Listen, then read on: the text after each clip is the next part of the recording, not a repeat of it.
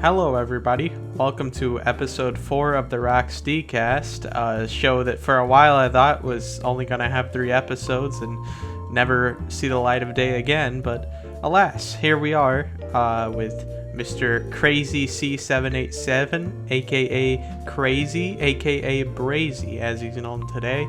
A profound Dom Chord member that I've known on the internet since probably 2017, I'd say. Yes, that's around the time we met. I feel like I met you uh, I don't even really remember when I got into Domcourt exactly, but I know for a fact that I met you like within a week or so of me joining Domcourt. Yeah, well, I mean, Like, it's always like really hazy when it comes to like remembering when you met people online because it's like you don't really think about that until you've known each other for a while. well, yeah, pretty much. But like, the only reason I even remember anything about me joining Domcourt is because the way I got into Domcourt was actually a really crazy coincidence, I'd say. Yeah. Essentially, on my old Discord account before it got deleted, I was somewhat active in Geno server, and and so was Dom at that same time too. And I remember we tried to find this message, by the way, but we couldn't. Essentially, at some point in Dom 64's meme land, the original server, the first one, he opened up mod applications, and someone sent in a haha funny application, probably swastikas or whatever the humor was back then.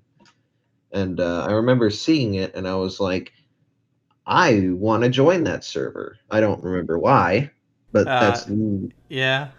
that's literally all I thought. And then I just went onto like discord.io or some other server finder, just typed in Dom64 and found it, and that's pretty much how I got here. I think it should be noted as well that Dom Chord kind of originally started, or Dom 64's Meme Land, as it was originally called, was kind of like a branch off of Geno World 70s server, which, if you guys don't know who that is, it's like a TF2 animator guy, I guess. SFM animator. SFM animator. Yeah, I guess that's more generic. But I don't know. I guess Brazy, you would know more. But from what I understand, Dom didn't like the guy, or he just didn't like the server in general, and decided to make kind of like a server for the people that like just wanted to branch off. Anyways. Yeah, I actually the original icon, which you can see on like the archive server and stuff, is like, I'm pretty sure that is a direct parody of Yeah, the yeah, you're Geno right. Worlds icon. I didn't realize that because I wasn't in Geno's server for like a year until I asked on one day, um, why'd you make a server anyways? And then he's like, oh yeah, this server, and he sent me the link, and I'm like, hey, isn't this the? It's funny because I was like, isn't this a parody of the Dom Chord icon? But in fact, it was a parody of Geno's server. Anyways, it's crazy to think like how insignificant like the start to like people joining Dom Chord was, or just me meeting them in general. Like, Epic Sans, like back when I made Hectic videos, he just randomly stumbled across one and he commented on one, which led to him watching more videos. And then when we made the Discord, well, I think the Discord had been made for a while for Hectic, but he joined that. And then when Dom made Dom Chord, or when he learned about it, he joined that, and it just kind of spiraled. But it's like, if he had not found that one video, or like not decided to watch YouTube that specific day, never would have met the dude in my life. Yeah, that's the thing with people online. You tend to meet friends through sheer coincidence. Mm-hmm. Like, It's like all sheer luck, pretty much. yeah, exactly. Like even if you find them through a game, you both still played in the exact same game at the exact same time. Speaking of which, it wasn't even like I met Dom just from a video game. I met it because Aiden, which was one of my friends on Skype at the time, had, I guess, been on some Gmod server and met Dom through there, just in the game, and then got his Skype, and then I started to take an interest into Gmod, and then we used to play as a group, and then I friended Dom and ended up hanging with Dom a lot more, like gradually over the next few years. And it's been like, I think March 2014 was around the time I first met him, which is crazy. That's like 6 months and then some, or not 6 months, sorry, 6 years and then some that I've known him, which is like a third of my life basically. Can I just say that is eerily similar to how I met one of my best friends. Mm. Essentially, I met this dude on a Gmod zombie RP server that I used to play on. His name was Neo Gummy. He was he was well, we were pretty young at the time, and he was kind of stupid. But he ended up introducing me to his friend. You've actually met them before. Their name's Krita. Oh yeah, I have. Yeah, and I ended up, like we ended up getting on Skype and stuff and talking, and me and Krita started talking a lot more than we did with Neogummy, and eventually we kind of, I wouldn't say we totally cut off contact with him. It's more like we just kind of drifted away from him. That Yeah. you can see how that's like kind of weirdly similar to your situation. Yeah, I get in the sense that like the original connection that you met that person through kind of just like you don't talk to him a lot anymore, and you talk to the other person a lot more now. Like Dom's probably, I don't know, my most often contacted online friend at this point, or at least top three, because I do have some IRL friends that I talk to as well, but that's kind of different. I mean, that's even more crazy because Krita is one pretty much the same for me. One of the people I contact the most, and ironically, actually, we met in 2014 too. It's like slowly over time, like I don't know, just the fact that like Domcord or like Discord, I guess in a more general sense, even like 3 or 4 years ago, I wouldn't have imagined spending this much time on it and like my relationship with like online friends having an actual impact on my life because honestly, when I was using Skype and even started using Discord, I was like not I didn't use it as with as much like intent as I do now just to like communicate with people. It's weird how like I guess from a more I guess I would say cultural standpoint, like the ways you interact with like in real life friends and online friends is really interesting. How like I guess with a IRL friend, you could say, hey, you want to hit up Chick-fil-A in an hour? And they're like, yeah, but online friends, you can't really do that. And the way you interact with them is through, like, video games and stuff. But I think it's interesting to see, like, the contrast between how, like, you can interact with people, like, regardless of what medium it's through, whether, like, face-to-face or online or whatever. Yeah, exactly. With online friends, I wouldn't say you have less options. I'd say your options, like you said, are just different because there's well, we're fortunate enough that we live in a day where online friends you can do more with them than just talk to them through like an IRC client or like AOL or something. Oh, for sure, yeah.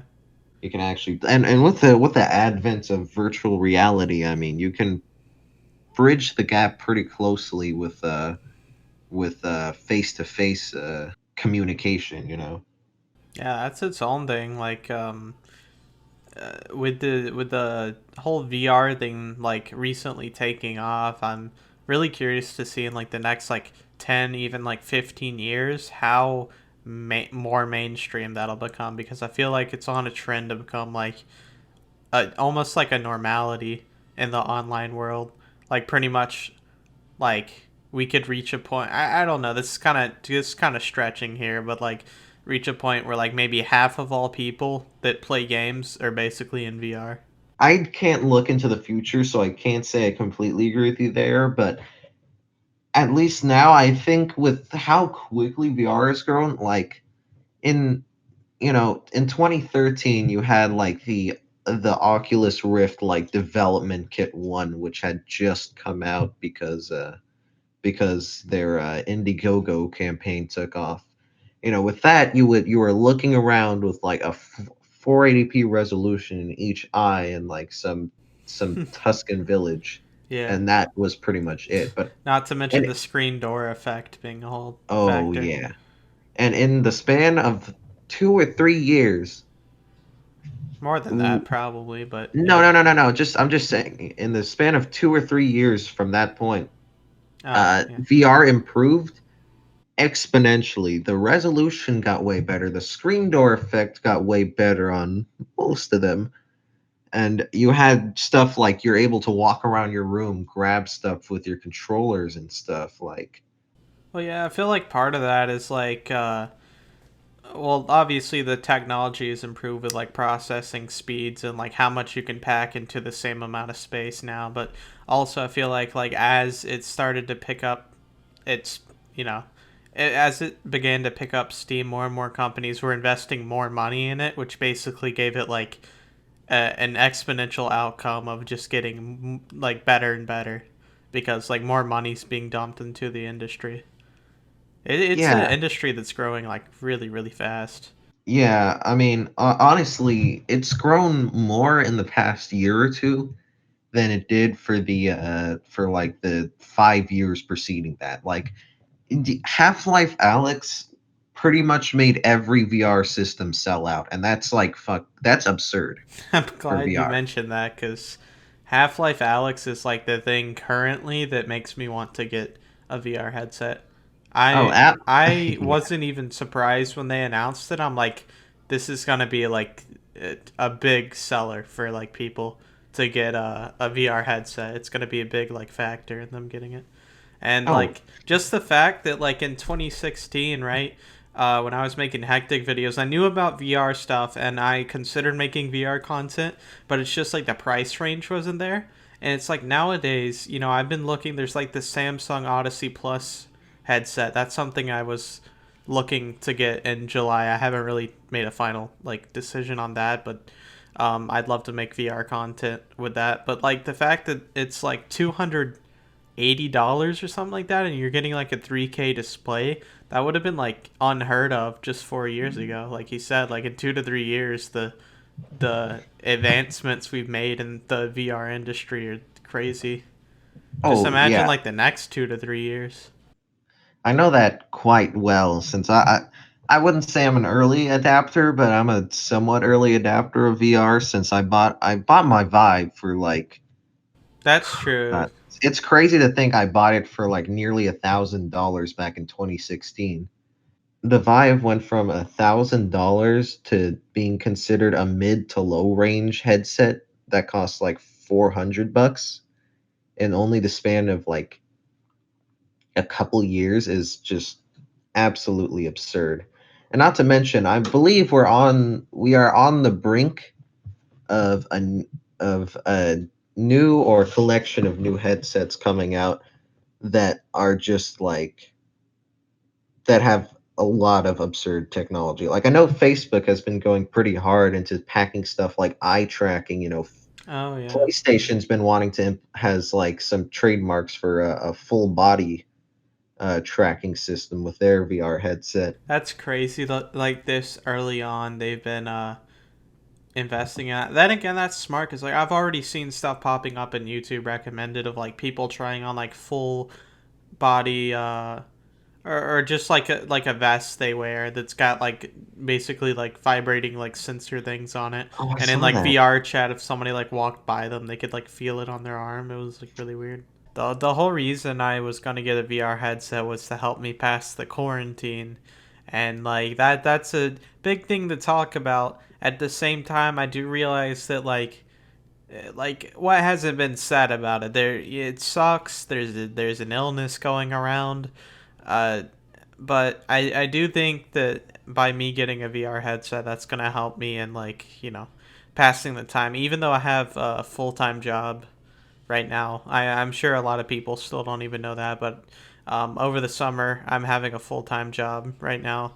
But in the afternoons when I get off, like being able to go home and like just play VR, I feel like it'll be a really fun experience for me, especially like when I can't really do much outside of work as far as like going out and interacting in real life and doing much else, but it'll be interesting. I gotta switch the topic to YouTube for a second simply because it's been a long time since I've really, well, first of all, had a podcast episode, but even really talked about like YouTube or just my YouTube channel plans for a long time. And I know some people probably hate me talking about it, but I know some people are genuinely interested in what's going on. But like I don't really get a chance to talk. Like I like the idea of having a podcast like this because if anything, besides the fact that it helps me practice, be a better well-spoken person, um, I also get to cover stuff that I normally wouldn't say a lot in detail. Even if you watch my videos, they're not very long, and even if I do mention something, I feel like there's not enough information being said. But basically, I have a plan this summer, and the first part of the plan is I'm gonna be uploading like one video every 5 days essentially, which is gonna be you're gonna see a lot more frequent uploads compared to what I normally do. But part of that is just I have some free time, and there's so many opportunities I miss out on simply because I have a bunch of free time and I'm just too lazy not to do anything. And I've decided it's a good habit to at least try to do something creative, not just during the quarantine, but while I have a bunch more free time over the summer. And besides the job I have right now, which to be fair is barely even considered full time because I'm supposed to be working 40 hours or less. So that's the thing. But like I don't want a whole summer to go by where I can't say that I really did anything significant. Like I want to follow some kind of passion project or some creative thing where I actually, I want to get out of bed in the morning and be like, I'm doing this today. This is my objective, and it's gonna be fun. It's gonna be challenging, but it's something to do besides just doing nothing. That being said, I am working on a show mostly by myself, but with a lot of help from some of my IRL friends. It's going to be called Space Show, okay? It's basically a sci-fi thing, and it's as far as the plot, I don't want to spoil much, but I'm trying kind of like an experimental but like a lot more advanced technique for green screening in which the camera is tracked along with like a fake like 3D virtual background, and I'm gonna use that to give the whole thing kind of like this new look that's never been seen before on my channel. But basically, it's gonna take a lot of time, a lot of learning, definitely, because it's gonna implement Blender, which is something I've been really interested in, and I could go on a whole rant, or not really rant, but just discussion of how much I've learned from Blender and how awesome it is, but I might save that for a different Raxdcast episode. But that's going to be my passion project over the summer because I want something kind of like the Mild West where it was like kind of like an original thing, but I just want to amp the effects up a lot, and I want to have a proper like episode lengths. They're going to be like 5-minute episodes. There's going to be multiple like episodes released like once a month, basically until the end of the year, starting in like I don't know August. All the dates aren't finalized, but like it's something that I've gotten invested in enough to the point where not only am I motivated to just work harder in general to get there, but like it's something that it honestly makes me want to make videos again. Like it makes me happy. It's somehow brought back this unexplainable like motivation to make videos that I had in like early 2018 when I was still in high school. And I made a tweet about it, but again, like I can't really go into much detail with just that character limit.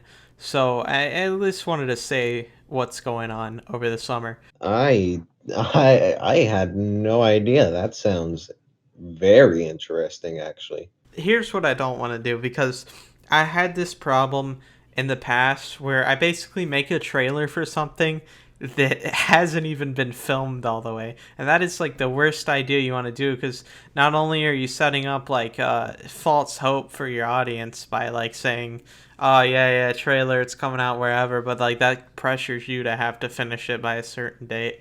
And I don't want to actually say much more about it until I have a lot of stuff to work with. Like everything's filmed and it's really just the editing left.